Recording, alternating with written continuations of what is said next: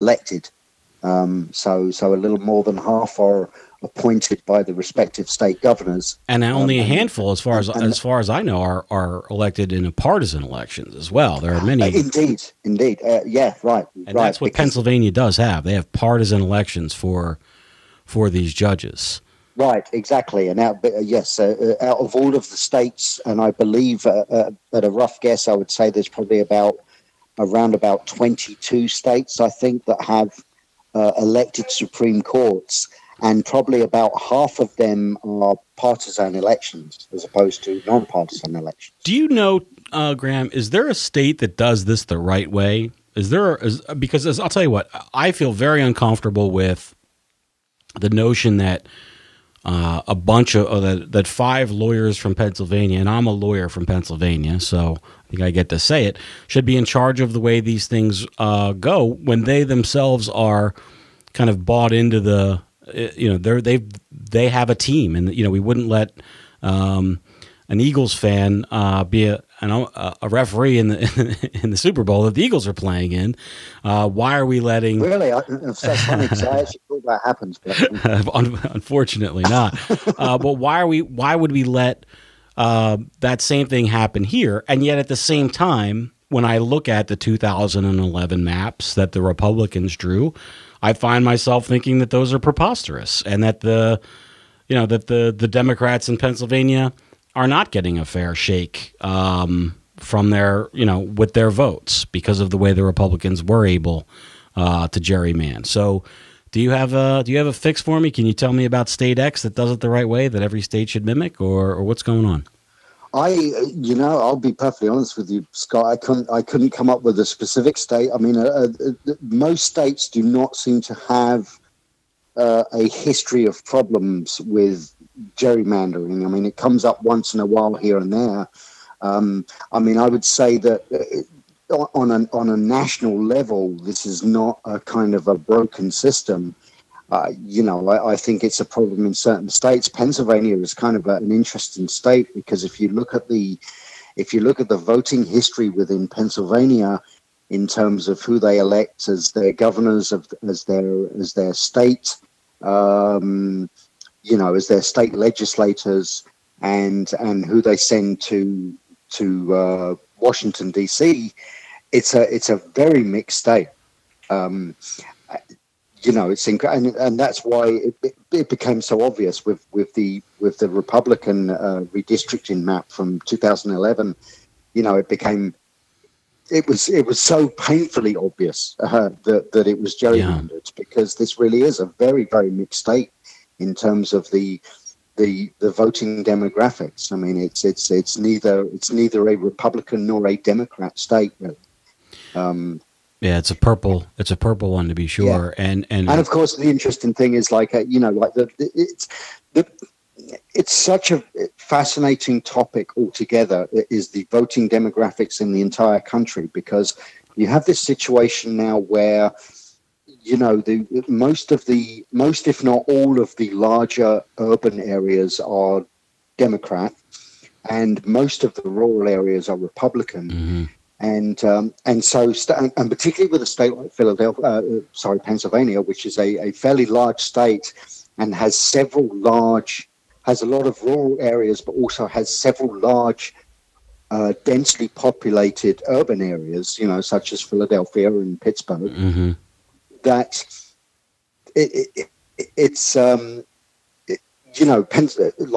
you could almost say that Pennsylvania is gerrymandering. You mean the state itself? So many ways. Just the literally. You mean the distribution of the natural distribution of people via their registration? Yeah, I think I get it. Yeah, right. Yeah, they've self-segregated in a way. Yes, and the whole country's largely doing that, and it's kind of an interesting on a larger scale. Right. It brings up the whole. People like to associate with people that are like themselves, right? At the lunch table and at the where they live too. And it brings up a whole interesting new discussion about the Electoral College as well. It's because it's the Democrats now, or certainly a lot of people on the left, talk about doing away with the Electoral College, and the reason why they're doing that is because the perception has always been that the Electoral College naturally puts Republicans at a disadvantage, but in fact the opposite is true, because Democrats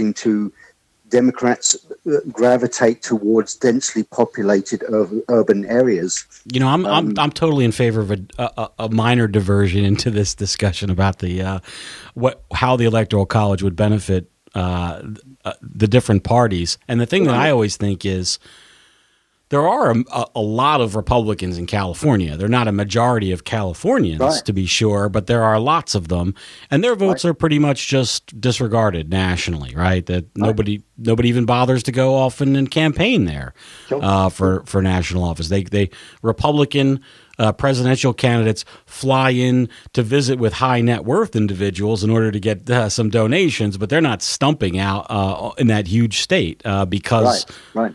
Those votes are gone. I think it would be fascinating to see what elections would yield. Yeah, and just to carry, diverge off slightly more as well. It comes back to the result of the 2016 election, where the mantra from the left is, well, Hillary won the popular vote by some 3 million votes. Right. Now, assuming that she won the race that nobody was running. Right. And assuming that Donald Trump is incorrect by saying that the 3 million or so votes she won were all dead people and illegal immigrants, assuming that is not true, right? What it comes down to is that she won the popular vote by virtue of winning about 3 or 4 counties in one state, i.e., the state of California. Without those 3 or 4 counties in that one state, she would not have won the popular vote. Yeah. Okay.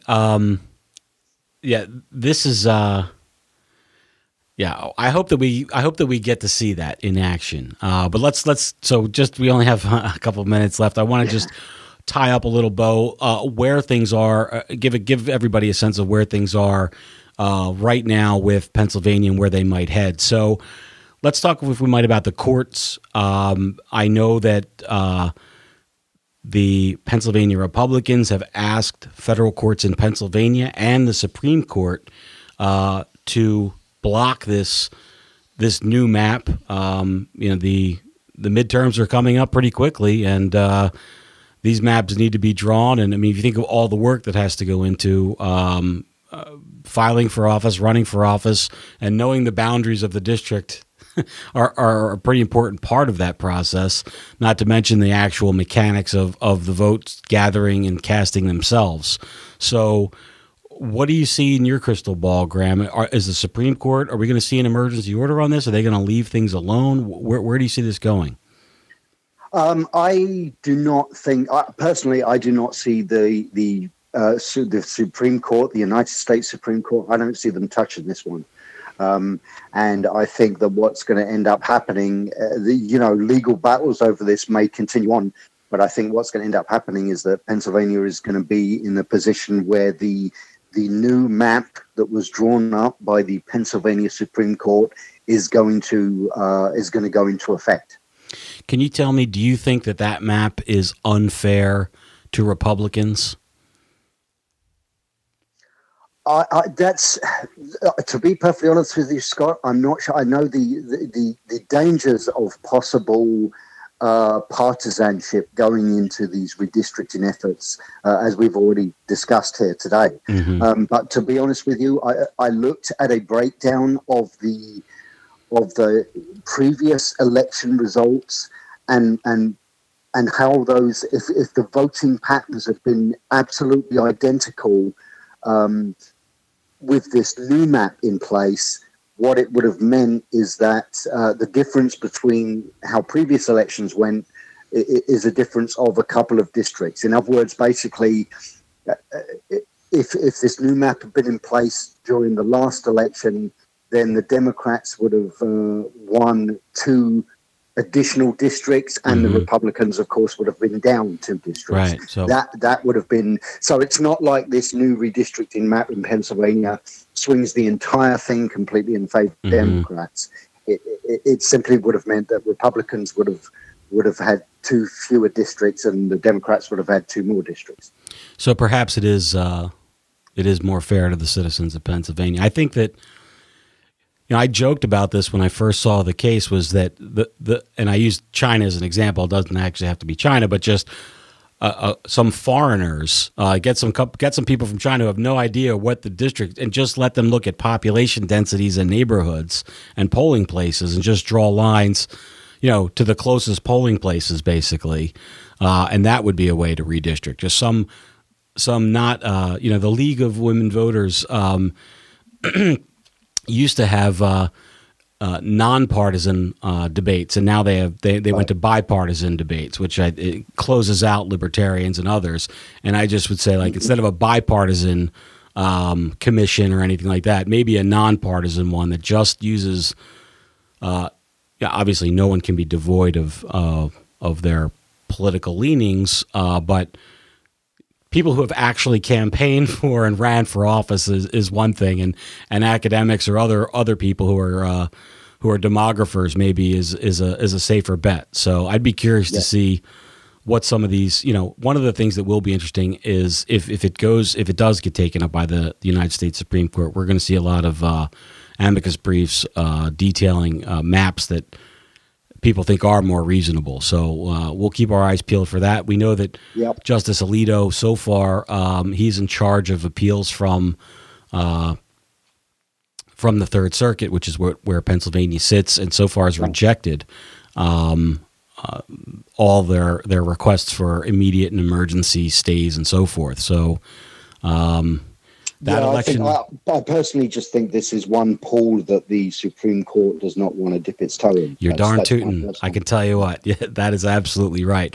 Whether they think it's non-justiciable or not, or they're incapable of judging it, or just are loath to, we know that for sure that this is not something that the type of case that a court relishes taking. They hate it and will usually try to avoid doing so. So they've been able to do so effectively, and we'll keep our eyes on the story. And thanks so much for your interesting reporting and analysis on this for LibertyNation.com, Graham.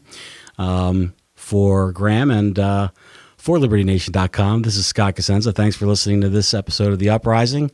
And one of the newer features that we have on LibertyNation.com is that many of our stories are now available on audio. So if you're already a podcast listener and like to consume content that way, please give a listen.